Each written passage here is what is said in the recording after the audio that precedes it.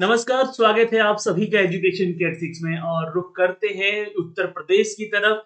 उत्तर प्रदेश की सरकार ने आप सभी छात्र जो यूपीपीएससी की तरफ से जितनी भी वैकेंसीज निकलती है, उन सब के लिए एक ही रास्ता तय किया है। मुख्यमंत्री जी ने आदेश दिया है कि जो भी यूपीपीएससी के छात्र फॉर्म भरेंगे, उनको वन टाइम रजिस्ट्रेशन करना होगा।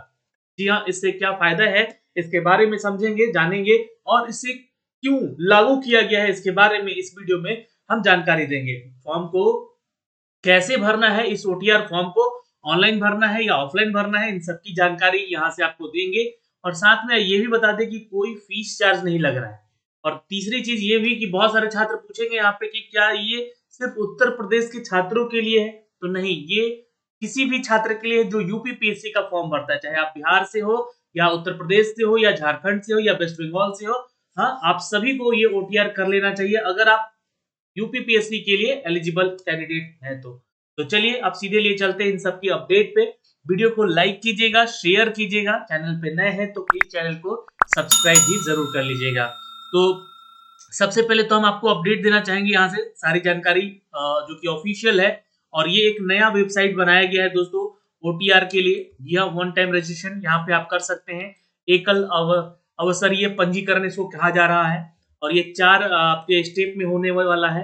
जो कि पहला स्टेप आपका रजिस्ट्रेशन का होगा, दूसरा लॉगिन का और तीसरा वेरीफाई डिटेल का, यानी जो भी डिटेल आपने यहाँ पे डाले हैं अपने बारे में उसका। और साथ में आपको डैशबोर्ड पे जाके इसको व्यू अप कर लेना है और इसका एक प्रिंट भी जरूर ले लीजिएगा। रजिस्ट्रेशन करने की प्रोसेस में आपको बता दें कि यहाँ पे एप्लीकेंट को अपने पास एक मोबाइल नंबर और एक ईमेल आईडी रखना हो जो कि एक्टिवेटेड और एक्टिव हो, क्योंकि ये एक्टिव नहीं रहेगा तो आपको ही नुकसान है या फिर दोबारा आप ओटीआर नहीं कर सकते हैं। या एप्लीकेंट नेम आपको यहाँ पे अपना देना होगा, जो भी आपके मैट्रिक के सर्टिफिकेट में आपका नाम है। आप किस जेंडर से बिलोंग करते हैं, मेल है या फीमेल है, किस कैटेगरी से आते हैं ये भी बताना है। एप्लीकेंट के फादर नेम और मदर नेम के बारे में अपडेट करना है ओटीआर में, और ई फॉर्म में जो आपको भरना है यहाँ पे वो चीजें बता रहा हूँ। और एप्लीकेंट का डेट ऑफ बर्थ जो कि मैट्रिक के सर्टिफिकेट पे अपडेटेड है वो डालना है यहाँ पे।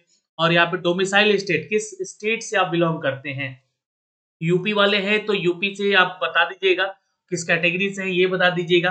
अगर आप अदर स्टेट से हैं और उस स्टेट का नाम बताइएगा, किस स्टेट का डोमिसाइल है आपका, और साथ में अपना कैटेगरी भी जरूर यहाँ पे मेंशन कर दीजिएगा। दूसरे स्टेप पे आते हैं तो ये जो है लॉगिन का स्टेप है। यहाँ से आपको लॉगिन करना होगा। जो भी आपको यहाँ पे देख सकते हैं, any applicant can log in his or her account using the login ID, जो कि आपके ईमेल आईडी और मोबाइल नंबर दोनों पे सेंड किया गया होगा। जी हाँ, जब आप ओटीआर कर लेते हैं तो आपके मोबाइल पे और ईमेल पे दोनों पे सेंड, लेकिन बहुत लोग मैसेज अपने डिलीट कर देते हैं, इसलिए इसका स्क्रीनशॉट लेकर कहीं ना कहीं उसको सेव कर दीजिएगा, अपने ईमेल पे ही सेव कर दीजिएगा। और जो ईमेल पे आएगा उसको भी सेव रखना है, उसको डिलीट नहीं करना है। और ऐसा ईमेल आईडी डालिएगा जिसका आपको पासवर्ड हमेशा याद रहे। जी हाँ, थ्रू ओटीपी जो भी आपको अपडेट है यहाँ से लॉगिन आईडी डालना है और ओटीपी जो है आपके 6 डिजिट का यहाँ पे वो डाल के आपको यहाँ से क्या कर लेना है, लॉगिन कर लेना है। फिर थ्रू पासवर्ड यहाँ पे आपको बता दें कि जो भी लॉगिन आईडी पे आपको ओटीआर के थ्रू पासवर्ड मिलेगा और उसको डालना है और पासवर्ड को क्लिक करके फिर लॉगिन कर लेना है। तीसरा अपडेट है, यहाँ से देख सकते हैं, तीसरा अपडेट है आपका दोस्तों, ये वेरीफाई डिटेल को लेकर अपडेट किया गया है। Applicant need the verify his or her email ID, अपने ईमेल आईडी को वेरीफाई करना है, मोबाइल नंबर को। और आप मेल है या फीमेल है दोनों के ही बोला जा रहा है। ओटीआर रजिस्ट्रेशन के समय जो आपको मेल आईडी आप दे रहे हैं उसको वेरीफाई करना है। अब यहाँ पे दोस्तों वेरीफाई में आपको ईमेल आईडी वेरिफिकेशन में ईमेल आईडी मांगा जाएगा और उस पर एक ओटीपी भेजा जाएगा, जिससे कि आपका ईमेल आईडी जो है हमेशा के लिए वे वेरीफाई हो जाएगा। और वही ईमेल आईडी आप हमेशा यूज करेंगे जब भी आप यूपीपीएससी का कोई भी फॉर्म भरिएगा तो फिर दोबारा आपको वहां पे रजिस्ट्रेशन करने का मौका ना हो, या मौका ना मिले, या मतलब मौका नहीं मिलेगा क्योंकि आपने रजिस्ट्रेशन कर रखा है ऑलरेडी, क्योंकि वहां पे आपका आधार कार्ड से भी लिंक अप किया जाएगा। ठीक है, अगला अपडेट है यहाँ पे कि अपने मोबाइल नंबर को भी वेरीफाई करना है। यहाँ से अपने मोबाइल पे जो नंबर डालेंगे उस पर ओटीपी आएगा, उस ओटीपी को डाल के वेरीफाई कर लीजिएगा। चौथा अपडेट है यहाँ पे दोस्तों देख सकते हैं, आपके डैशबोर्ड को लेकर दिया गया है, जहाँ पे आपको आपका पर्सनल डिटेल दिखाया जाएगा, अदर पर्सनल डिटेल दिखाया जाएगा, एकेडमिक डिटेल आपसे पूछा जाएगा और फोटो और सिग्नेचर यहाँ पे डिटेल आपसे मांगे जाएंगे। तो ये सारी चीजें आपको यहाँ पे दिखाई जाएगी और जो अभी आपसे डिटेल मांगी गई है आपको अपडेट करना है यहाँ पे। अब ये जो है आपको बता दें कि एक एकल अवसरीय पंजीकरण प्रक्रिया है, जिसके अंतर्गत अभ्यर्थी अब अपने व्यक्तिगत विवरण यानी कि मोबाइल और ईमेल आईडी को छोड़कर यह संशोधन ओटीआर नंबर जारी होने के उपरांत कर सकता है।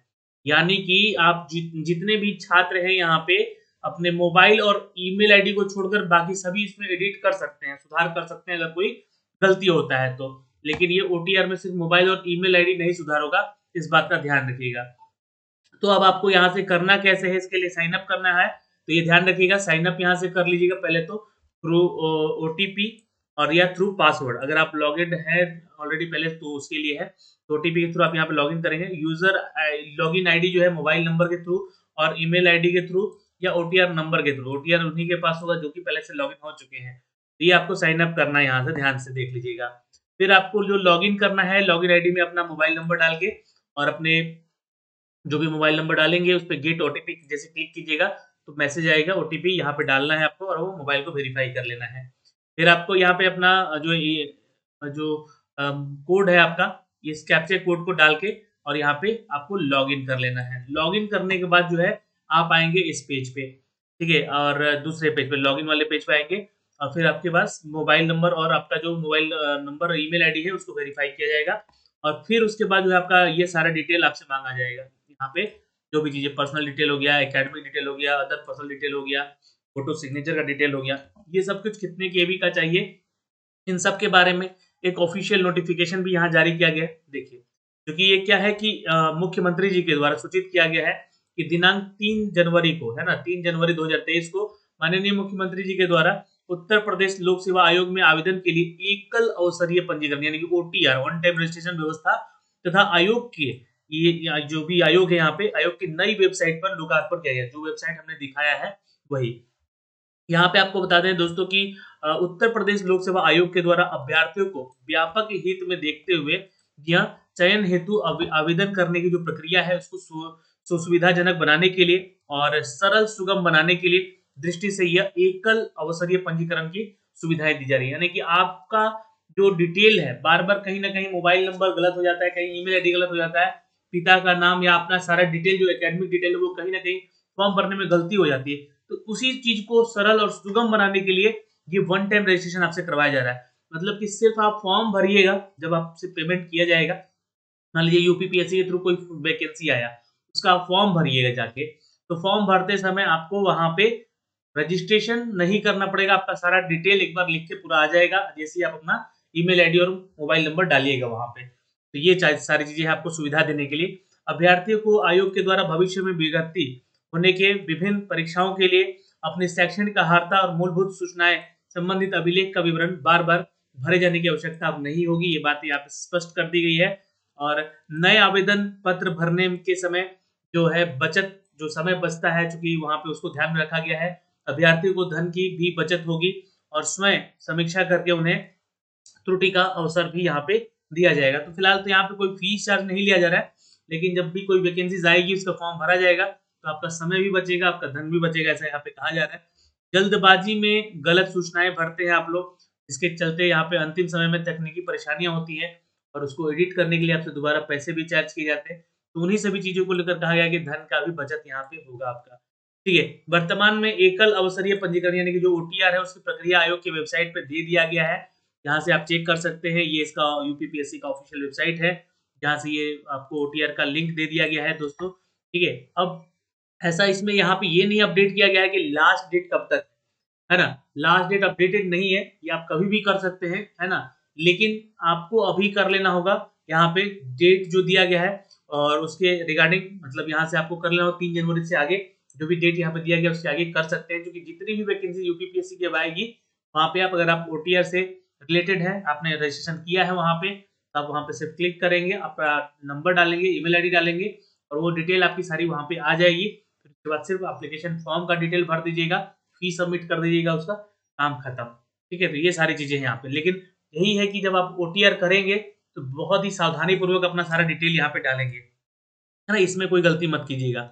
आयोग विभिन्न परीक्षाओं में ऑनलाइन आवेदन जो है ओटीआर अनिवार्य होगा वहां पे, जिसके लिए कोई शुल्क नहीं लिया जाएगा और उम्मीदवारों द्वारा एक बार ओटीआर संख्या प्राप्त होने के बाद केवल आवश्यक अधिमान्य योग्यता अनुभव विवरण बढ़ते हुए आयोग द्वारा जो है जारी किया गया है विज्ञापन, ये जिसका निर्धारित परीक्षा शुल्क जमा करने के उपरांत आवेदन किया जा सकेगा।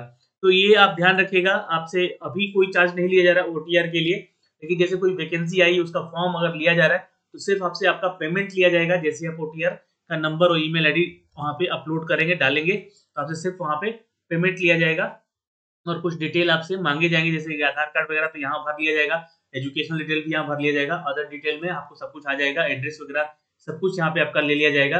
तो सब कुछ जानकारी यहाँ से होगी, लेकिन मान लीजिए कि वहाँ पे आपका फोटो सिग्नेचर भी यहाँ पे ले लिया जाएगा और वहाँ पे क्या होगा, वहाँ पेमेंट करना है और उसके लिए आप यहाँ पे एलिजिबल होंगे, तो वहाँ पे पेमेंट करके आप उसका सीधे फॉर्म भर सकेंगे। तो ये प्रक्रिया के लिए बहुत ही सुविधा दिया गया है यहाँ पर योगी आदित्यनाथ के द्वारा और ये जटिलताओं से बचा जा सकता है। अभ्यर्थी अपलोड कर सकते हैं अपने सारे डिटेल, बार-बार अपलोड करने की जरूरत नहीं पड़ेगी उनको यहाँ पे और उनका एक प्रोफाइल बन जाएगा ओटीआर पे यह, और उसको अपडेट बाद में भी किया जा सकता है। कुछ अगर गलतियां होती हैं तो उसको भी अपडेट यहाँ पे किया जा सकता है, यहाँ पे देखा गया है।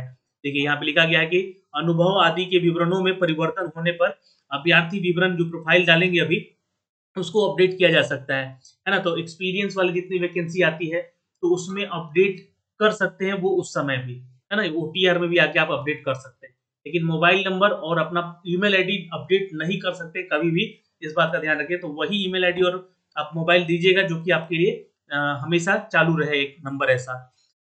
यहाँ पे बताया जा रहा है ओटीआर के आधार पर 31 मार्च 2023 तक वैकल्पिक रूप में अधिक से अधिक अभ्यर्थी जो है रजिस्ट्रेशन कर लें, जिससे कि भविष्य में होने वाले विज्ञापन पे संदर्भ में प्रक्रियाओं में अनुपालन किया जा सके। तो 31 मार्च यहाँ पे आप तो बोला गया है, लेकिन अंतिम तिथि नहीं है, ये आपको इसके आगे भी कर सकते हैं। जो भी लोग अभी जो नए स्टूडेंट आएंगे फॉर्म भरने को लेकर तो उनके लिए भी है आगे, लेकिन 31 मार्च तक आप सभी को बोला गया है। उसके बाद जो वैकेंसी आएगी इसके आधार पे लिया जाएगा। ओटीआर अनिवार्य होगा और इस प्रक्रिया में जो भी दृष्टिगत सभी अभ्यर्थियों को ओटीआर प्रक्रिया के समयबद्ध के रूप में पूर्ण सुनिश्चित भी करना होगा। ये बातें यहाँ पे लिखी गई है और आयोग की नई वेबसाइट पर ये उसको प्रकाशित कर दिया गया है दोस्तों, इसका लिंक दे दिया गया है जहाँ पे आप अपना आवेदन, परीक्षा और परीक्षा परिणाम, साक्षात्कार, चयन, कट ऑफ मार्क्स, पुराने प्रश्न पत्र, ये सब कुछ वहाँ पे देखे जा सकते हैं, है ना। अगर आप उसके लिए शिकायत दर्ज करते हैं, कोई भी आपत्ति है आपको तो उसके संबंध में भी सूचना आपको मिलेगी वहाँ पे।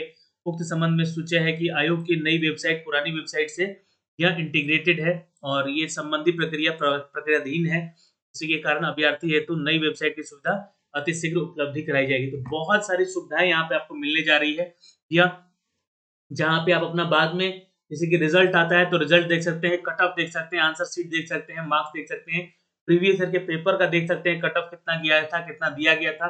वहाँ पे आप शिकायत दर्ज कर सकते हैं, यानी आपत्ति होगी कोई चीज पे तो उसका भी आपत्ति आप दर्ज कर सकते हैं। तो ये सारी सुविधाएं दे रहे हैं यहाँ पर योगी आदित्यनाथ जी, जो कि यूपीपीएससी के इस पैटर्न पे नया एक रूल लागू किया गया है और ये 5 जनवरी 2023 से, जी हाँ, ये आपका लागू हो चुका है। यानी 3 जनवरी को नोटिफिकेशन दे दिया गया था और ये 5 जनवरी से यानी कि इसको लागू कर दिया गया है। तो आपको क्या करना है, जाके अपना ओटीआर कंप्लीट कर लेना है, ज्यादा से ज्यादा छात्र आवेदन कर सके यहाँ पे, इसलिए ये प्रक्रिया लाया गया है। उनकी सुविधाएं यहाँ पे जो है बढ़ाई गई हैं, दिक्कतें ना हो फॉर्म भरने में, फॉर्म भरने को लेकर, रजिस्ट्रेशन को लेकर बाद में कभी, और जब भी कोई वैकेंसी आए तो सिर्फ वो पेमेंट करके अपना सीधे फॉर्म भर सकते हैं, कोई गलतियां ना होगी, समय का बचत होगा, धन का भी बचत होगा। तो ये प्रक्रिया है, इस तरीके से आप अपना ओटीआर कर लीजिएगा और ऑनलाइन आवेदन ही करना है सिर्फ आपको यहाँ पे, ठीक है। तो अभी के लिए इस वीडियो में तो इतना ही है। बाकी आपकी कोई अगर डाउट है या कोई ऐसा अपडेट चाहते हैं जो कि अपडेट किया जाए तो कमेंट सेक्शन में कमेंट करके जरूर पूछ लीजिएगा। अभी के लिए इस वीडियो में इतना ही। जय हिंद।